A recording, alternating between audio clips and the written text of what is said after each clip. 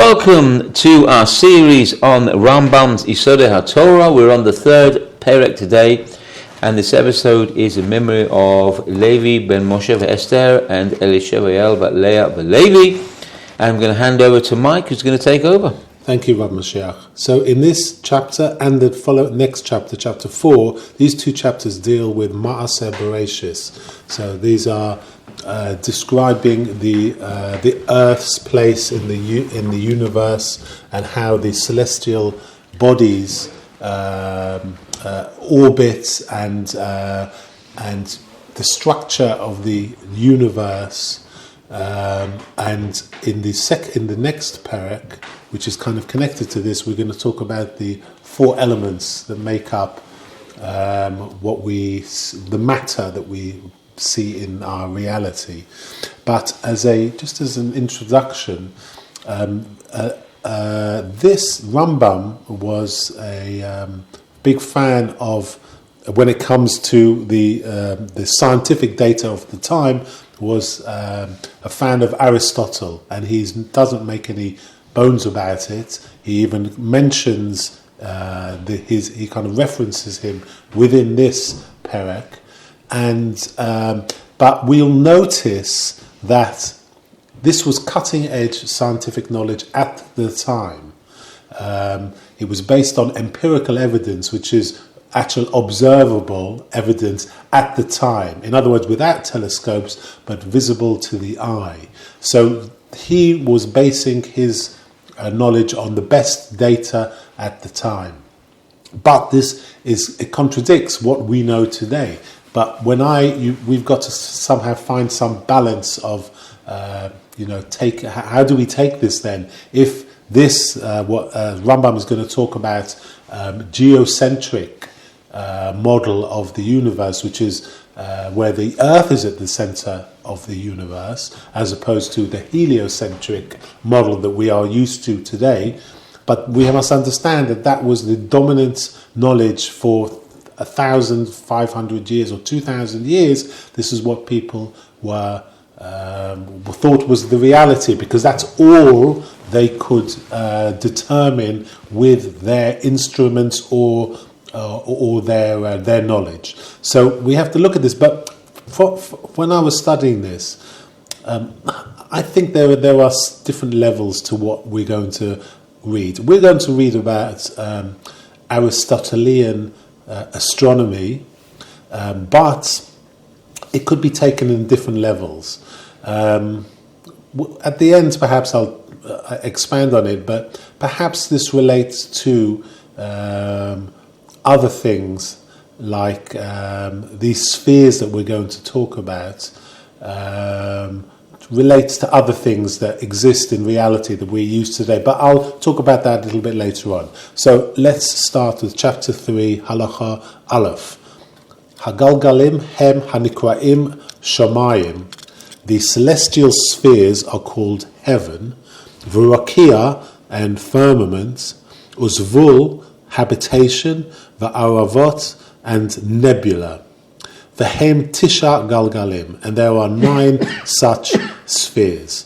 So Rambam sees the model of the universe with the Earth at the center.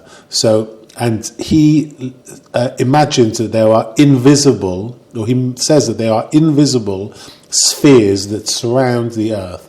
And he's saying to the outer part of the universe there are 9 like spheres, balls within balls, so to speak, without any gaps. So they melt into one another. He continues, Galgal kakorov mimenu hu galgal hayoreach. The sphere nearest to us is the moon.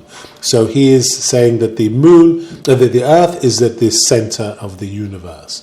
Surrounding the Earth is a celestial sphere, invisible sphere, that contains the moon. And he continues, V'hasheni she'al ma'ala mimenu hu galgal shebo hakochav hanikra kochav. The second above it is the sphere where is set the star Mercury. You notice that he calls the planet Mercury a star. He will continue to call the planets stars, but we know, and there should be an understanding that actually when he says star, mentioning the planets, it means planets. And he continues, V'galgal shlishri shel mala mimenu shebo noga. And the third sphere above it is Venus. So the third enveloping sphere is the sphere that contains the planet Venus. V'galgal revi'i shebo chama. And the fourth sphere is the sun. So immediately we could become aware that this model is a geocentric model, which was the cutting scientific knowledge at the time. But today we look at it differently. But we'll perhaps talk about this a little bit later. And Rambam continues: the Galgel Chamishi Shebo Ma'adim. The fifth sphere is Mars. V'galgal Shishi Shebo Kochav Tzedek. And the sixth sphere is the star or planet Jupiter. V'galgal Shvi'i Shebo Shabtai. And the seventh is Saturn. V'galgal Shmini Shebo Sha'a Kol Kochavim Shenirim Barakia. In the eighth sphere are set all the stars which are seen in the firmament. Now, by this he means the fixed stars that we see in the night sky, which appear fixed to us, but it's because of their distance away. But he considers all of the observable stars in the background, where we see all our Orion's belt and various other astrological occurrences, are all seen in this eighth sphere. And the ninth, V'galgal Tishi, Hu Galgal HaChozer B'chol Yom Min HaMizrach LeMa'arav V'hu Ha'amakiv U'matzabev Et HaKol. The ninth sphere is the sphere which traverses daily from east to west and encompasses and encircles all. V'zeh she'tzireh kol ha'kochavim ke'ilu hem kulam megalgel echad ba'afal pi sheyesh bahem zeh lemala mizeh.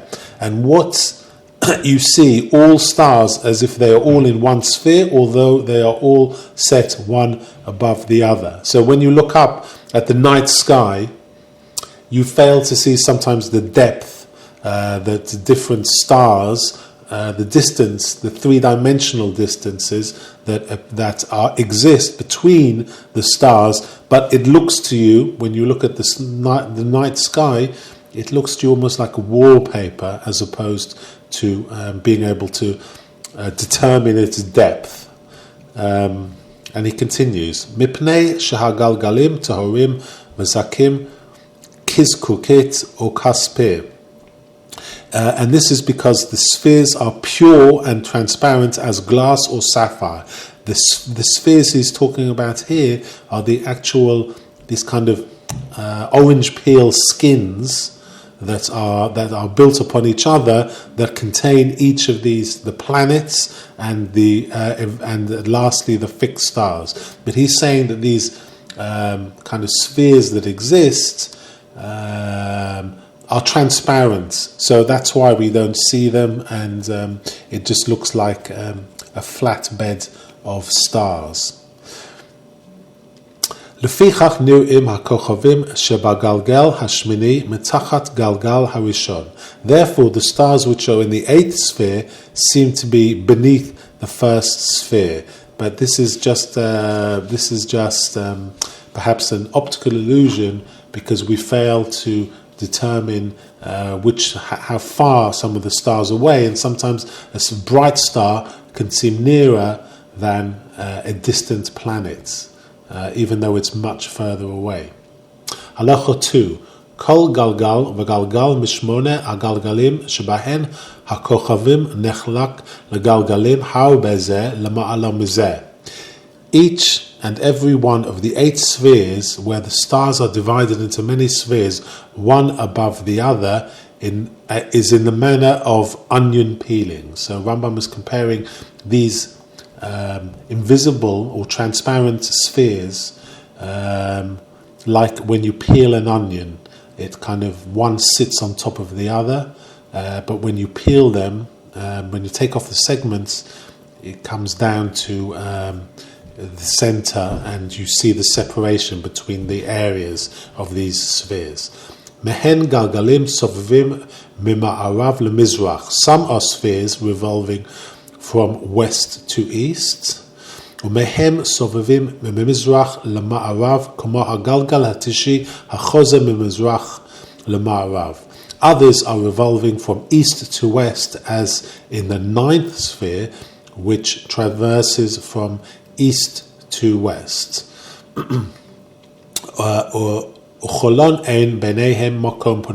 But amongst them there is no blank space. So Rambam is saying that within these onion peels, some may be spinning or rotating in a different direction. From one may be east to west, and the next onion peel above it may be from revolving west to east. And in between them there is no empty space. So they are flush against one another. Halacha 3. Kol hagalgalim einam lo kalim v'lo kvedim.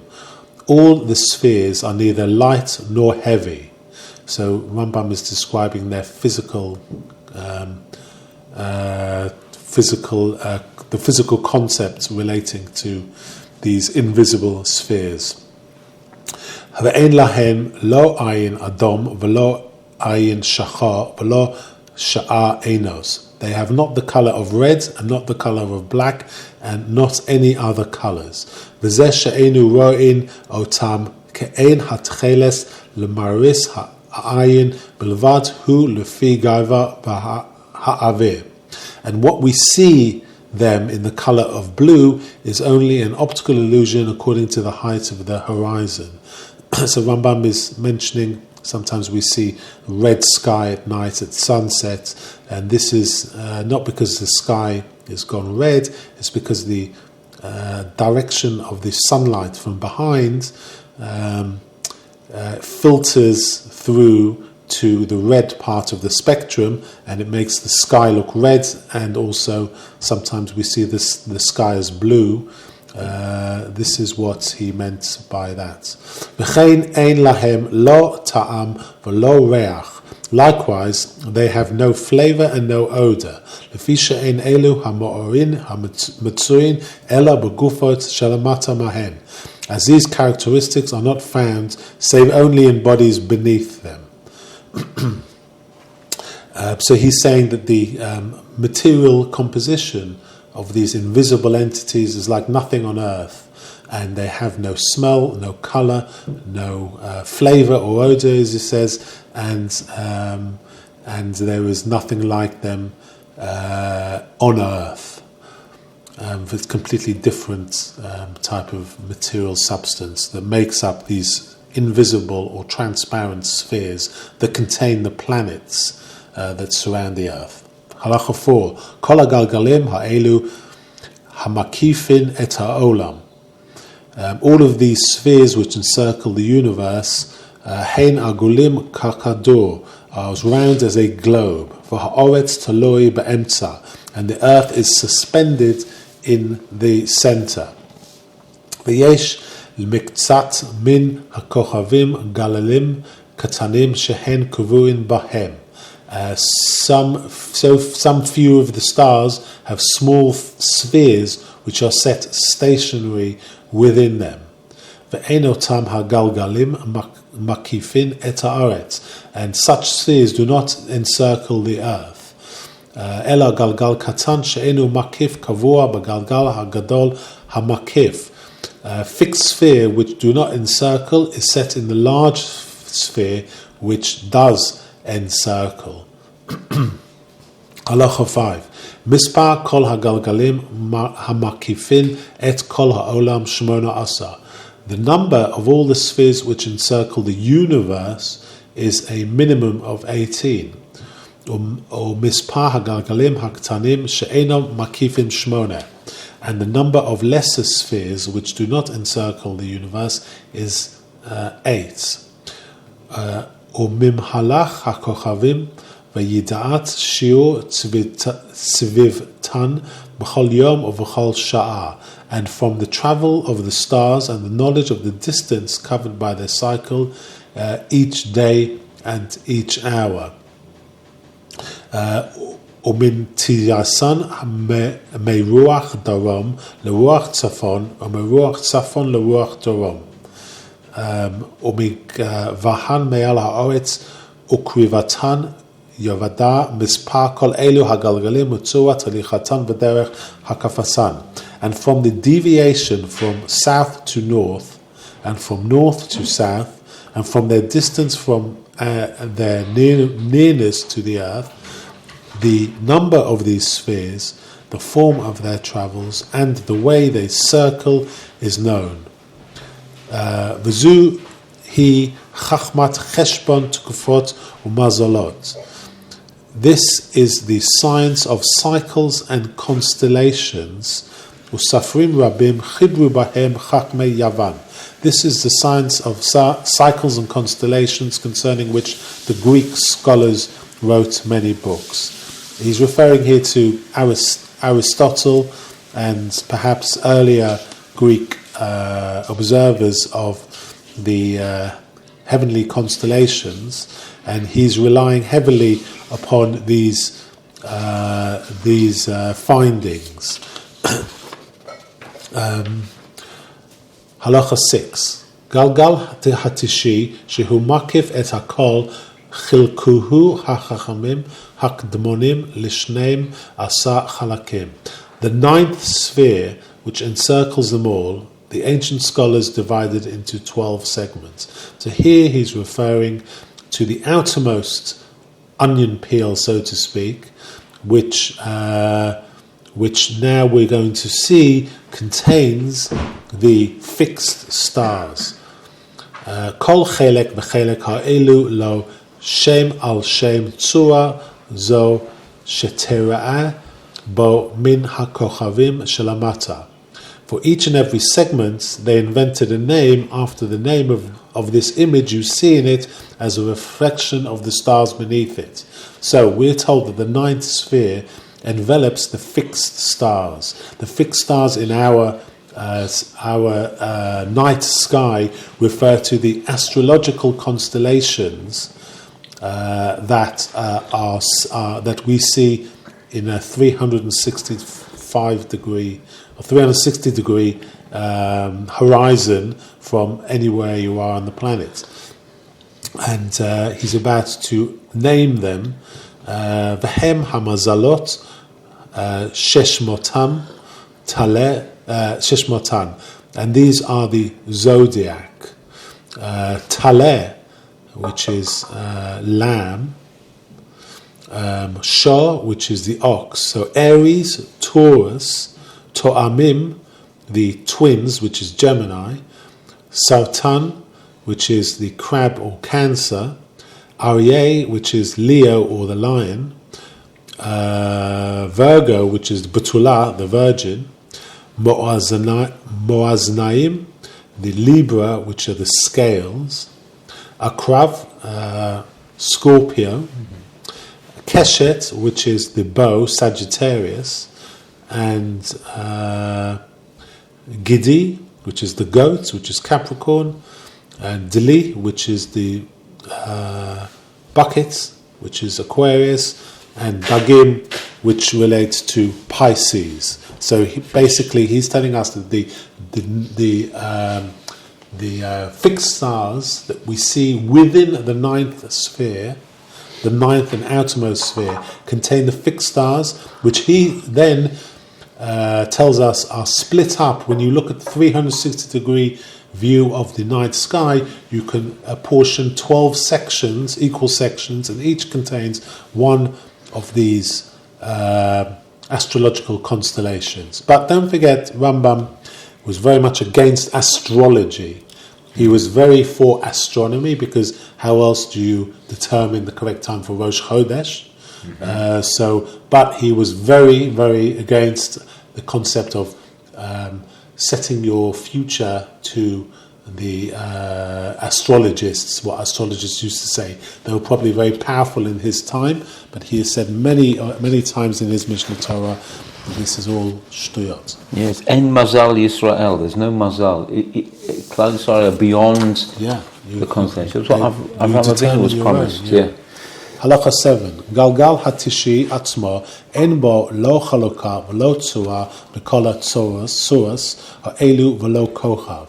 The ninth sphere itself is not segmental and not of a form resembling any form of these, and not a star. Ela ha'chibur ha'kochavim shebagalgal hashmini hu sheyira'eh b'kochavim gedolim shebo tvinat hatzurat ha'elu o kurov mehem. But in conjunction with the stars of the eighth sphere is that which can be seen in the large stars, where appear the likeness of these form and resemble them. He's talking about the astrological signs that we've talked about. Scorpio, he's saying that the each of these 12 segments has within it a number of these fixed stars. And these fixed stars, people determined, actually at the time of the flood, Noah's flood, determined what they looked like. Even though to me they don't look anything like these. But they say the Scorpio, you see like 4 or 5 stars and make something that looks like a Scorpio. And that, but basically he's saying that the reason why they're given these names is because of their physical resemblance to them. And Rambam continues, Ve'elu hashenim asa surat lo hayu מקוונות כנגד אותם החלקים אלא בזמן המבול שאז האלו להן שמות אלו. These 12 forms, these 12 constellations were not set directly opposite those segments, except only during the period of the flood when the names were invented for them. אבל בזמן הזה כבר צבבו מעט.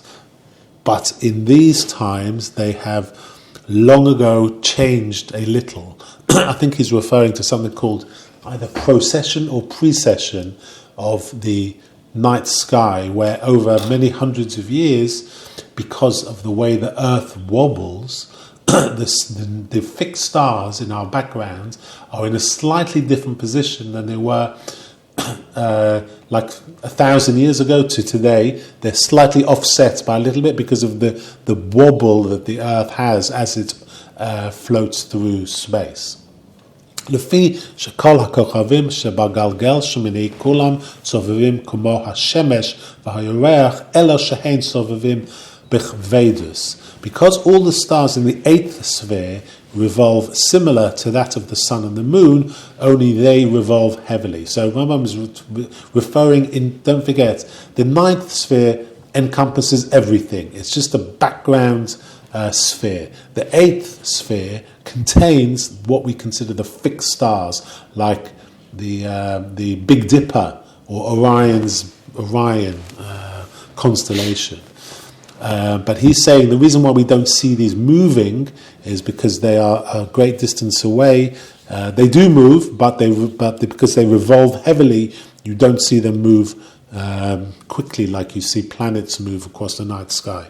And he continues, "V'chelek she'itchalech hashemesh v'hayoreach kenegdo b'yom echad yelech kenegdo b'chol kochav mehem b'keruv mishvim shana." And the distance covered by the sun and the moon in one day, it will take each star of them to cover in almost 70 years. Wow. So, halacha 8, kol hakochavim hanirim, all the visible stars. Yesh mahem kochavim ktanim shehaaretz gedola me'echad mehem. They are some small stars or planets, that one of which the earth is bigger. So again, we mentioned at the beginning that when he mentioned stars, most of the time, if it's he's referring to planets. Now he's going to talk about the size of relative planets. And he continues, V'yesh mahem kochavim gedolim shekol echad mehem godol min ha'oretz kama pa'amim. And some large stars or planets, each of which is bigger than the earth manifold. V'ha'oretz gedola min hayoreach komo 40 pa'amim. The earth is bigger than the moon about 40 times. V'hashemesh gedola min ha'aretz komo 170 pa'amim. The sun is bigger than the earth 170 times. This is actually true. It's actually very close, but from a point of diameter, not in volume. But if you put 170 earths across the sun, it would be almost accurate. But this is, don't forget, this is 853 years ago.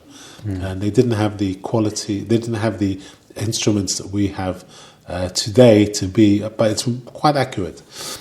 נמצא היורח אחד מ6,800 מן השמש בקרוב. Consequently, the moon is approximately 1/6,800th part of the sun. ואין בכל הכוכבים כוכב גדול מן השמש ולא קטן מכוכב שבגלגל השני. Amongst the stars, there is no star bigger than the sun. But when he says amongst the stars, I think he means amongst the planets. There's no star bigger than the sun and none smaller than the star in the second sphere. Halacha 9. Kol hakokavim v'halgalgalim kulam me'alai nefesh v'dea v'haskel hem. All the stars and spheres are beings endowed with a soul, intelligence and understanding. So Rambam is saying something quite incredible here. He's saying that all of the celestial bodies that we see in our night sky have an intelligence. They actually have a soul, and they have a knowledge and understanding of God.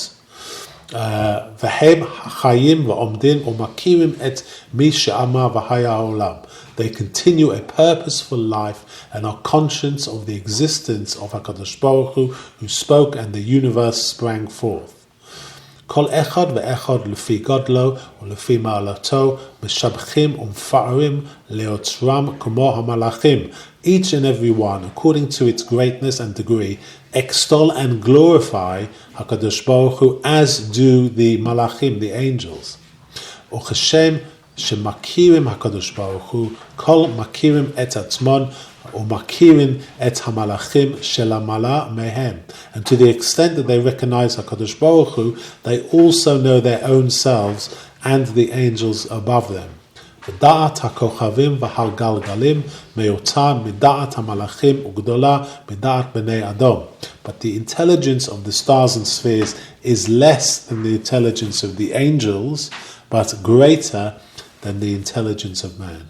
So Rambam stating here that actually the celestial bodies that we see are perhaps more than what we realize, and they have a neshama, so to speak, and they have a kind of intelligence of an angel. An angel is fixed in its duties and its purpose, but it's aware of, as we've learnt in the previous two parakim, that the angels, the malachim that are mentioned, are aware of themselves, but they have limited up to their knowledge of God. They're limited what they know. It's almost like they're perhaps, in a sense, robotic in their knowledge. They've been given. Angels don't have free will. But they have an innate sense of what they are and what created them. Is what Rambam is saying here. Halacha 10. Now we're going to talk about the four elements, or perhaps what we call the four states. Bara ha'el lamata megalgel hayoreach gelem echad she'eno kegelem hagalgalim. Beneath the sphere of the moon, God created a certain body which is not like the body of the spheres. וברא ארבע צורות לגולם זה ואינם כצורת הגלגלים ונקבע כל צורה וצורה במקצת גולם זה. And HaKadosh Baruch Hu created four forms for this body which are unlike the forms of the spheres, and each and every form was set in part in this body. So Rambam is saying here that below the in the terrestrial sphere, which is from the moon and below. In other words, if Earth is at the center of the universe, Earth is like a ball in the middle of everything. Surrounding that ball is a enveloping sphere of the moon. And above the moon, it's a different set of laws regarding the existence of matter. So Rambam is saying from the sphere, the surrounding, the second sphere, which is the moon, and below, there are something called the four elements. And this is rapidly changing and evolving matter that creates the reality and the growth and the creation that we see for everything below the moon. Tzura Rishona, Tzurat Ha'esh, Nischabra, B'Ktzatat Golem Zeh, Nihye, Mishnehem, Guf Ha'esh. The first form of these four elements is the form of fire, which was coupled with part of this body, and their issue is the body of fire. V'tzura Shniya Tzurat HaRuach, Nischabra, B'Miktzatto, B'Nihye, Mishnehem, Guf HaRuach. And the second form is the form of air, which was coupled with part of this body, and their issue is the body of air. The Tzura Shlishit Tzurat Hamayim Nischabra B'Miktzatzo V'Nihye Mishnehem Guf HaChayim. The third form is the form of water, which was coupled with part of this body, and that issue is the body of water. V'Tzura Revi'is Tzurat Ha'aretz Nischabra B'Miktzatzo V'Nihye Mishnehem Guf HaAretz. And the fourth form is the form of the earth, which was coupled with part of this matter, and their issue is the body of earth. Nimtza lemata min harakia arba gufin b'chalakin ze lema'ala meze b'chol echad ve'echad makif et shalmata mimenu b'kol rucha tov komo galgal. Consequently, beneath the expanse, there are four dissimilar bodies, one above the other, and each of these encircles the one immediately beneath it on all sides, sphere-like. Haguf Rishon Hasamuch Lagalgel Hayoreach Hu Guf Ha'esh. The first body nearest the sphere of the moon is the body of fire. Lamata Mimenu Guf HaRuach, Lamata Mimenu Guf Hamayim. Lamata Mimenu Guf HaRuach. Beneath it is the body of air. Lamata Mimenu Guf Hamayim. Beneath it is the body of water. Lamata Memenu Guf Ha'aretz. Beneath that is the body of the earth. The En Banehem Makom Panoi Lo below Guf Kalal. And in between them there is no blank space whatsoever without a body. So the way to imagine it is if you imagine that all the space that's below the moon is like a big basketball. And the moon is at the skin of the basketball, and within the basketball there are four levels of elements. So you imagine at the center of the basketball is something like a golf ball size, and this is the earth. Enveloping that is a ball containing water, mayim. Above that, there is a section, a ball enveloping that, which is referred to as the air, and above that is and filling up until the edge of the basketball is the fire, the element of fire, and this is how they're arranged in that order. So we know that the heaviest element is earth. So that's why it's at the center, and anything of that weight gravitates towards the center. We know that the water, as we see on Earth, water rests on top of Earth, like the oceans rest on top of the Earth. We know the next element up is air. We know that if we take a balloon and put it underwater and squeeze the air out, immediately it floats upwards. So it's lighter. So it rests on top of the water. And the next element is fire. We know that when we light a candle, the flame goes upwards. So in other words, it's lighter than the air. The fire is lighter than the air. So that's if you imagine a football that's made up of four segments, starting with the middle this little ball in the middle would be earth. On top of that is water, on top of that is air, on top of that is fire. And that makes up this body that is beneath the height of the moon, and it is like a sphere that surrounds the earth. Let's move on. Halacha 11. Arba gufot ha'elu einom ba'alei nefesh. These four bodies are not endowed with a soul. In other words, the four elements that we're talking that make up everything that appears when mixed together in our reality do not understand themselves. They're there as ingredients, so to speak. Ve'enom yodim v'lo makirim elog kugufot meitim. But they do not know and do not recognize, but are like dead bodies. ויש לכל אחד ואחד מהם מנהג שאינו ידעו ולא משיגו ואינו יכול לשונתו. And each and every one of them has a law which it knows not, and which it cannot attain, and which it cannot change. So, like I say, these are more the planets and the celestial spheres and stars are considered like beings with souls and with some sort of innate knowledge. These four elements, when in separate states, are considered as more like ingredients that are without any soul, so to speak. But there is a kind of spiritual element to them, which we're going to learn about in the next perek. But some commentators will also regard these four elements as also the four states of matter. In other words, you have solid, liquid, gas, and plasma, which is when matter is converted to pure energy. That they relate also to these four elements, to four states of matter. So again, solid state, which is like a rock or something, a liquid state, like we know water, a gaseous state, obviously gas, and plasma, which is the substance that perhaps lighting is made from. Also, neon lighting is made from plasma. So that's just another way of looking at these four elements, perhaps another way of looking at them. Rambam continues. So he said each and every one of these has a law which it doesn't know about, and which it cannot attain, and which it cannot change. So they're fixed in their primal essence, so to speak.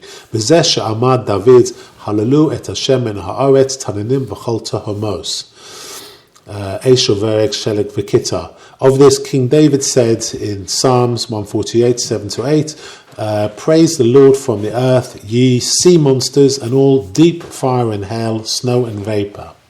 Uveyo inyan hadvarim halalu b'nei adam migvura sav shetiu be'esh ubarad ubisha b'ruim shetiu lamata min harakia shegvuratam tamid nikeret lekatan or legadol. The explanation of the subject of these words is, and I quote, "Sons of men, praise him in his mightiness, which you behold in flame and in hell, and in other creatures which you see beneath the expanse, for their power is perpetually manifest to small and big." So again, Rambam is repeating why he's talking about these four elements. We are supposed to be awestruck at the Ma'aseh Bereshis, as it says, "Sons of men, praise him in his mightiness, which you behold in flame and hell." So observe the wonders of nature and the elements of nature, so that you will recognize God's greatness. And that concludes Perek 3 of Hilchot Yesodei HaTorah. Wow, that was extremely technical chapter there. Lots of very complex information that you would not normally expect to see in a volume of Rambam's Yad Chazaka, and certainly not, if anything, I wouldn't have said it would have belonged in Yesodei HaTorah, but like the Rambam says, these are the foundations of the Torah. We need to understand this before we move on. Okay, so thank you so much, Michael. Looking forward to chapter 4. In the meantime, have a wonderful and blessed week.